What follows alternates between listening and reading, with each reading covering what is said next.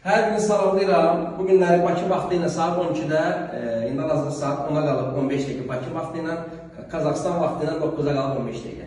Saat 12 tamamlayıb Qarabağ Napoli'də, İtaliyada oynayacaq və Qarabağın bugünkü gün oynadığı oyunları göstərmək istəyirəm. Benfica ilə o tarixi oyunda, şok oyununda Qarabağ 3-2 qalib gəldi. Qarabağ Kopenhagen bunun hesabını demişdim. Qarabağ qələbə qazanacaq, 2-0 qələbə qazandı.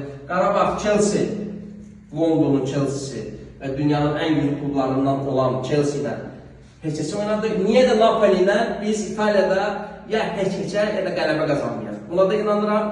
Ümumiyyətlə bu oyunlar göstərdi ki, Qarabağ hansı səviyyədədir və ümumiyyətlə insanlar nəyəsə inanmayan da inanmağa dəyər. Nəticə olaraq buradadır. Qarabağımız bütün Avropada, bütün dünyada səs salıb və Napoli Qarabağ oyununa kim düzgün hesab desə, Motivator Fitness'dan bir aylıq pulsuz hədiyyə limitsiz qazanacaq.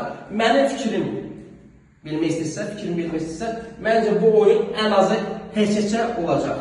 İndi aydın məsələdir, bizim Qarabağımız istəyir hamı qələbə qazansın.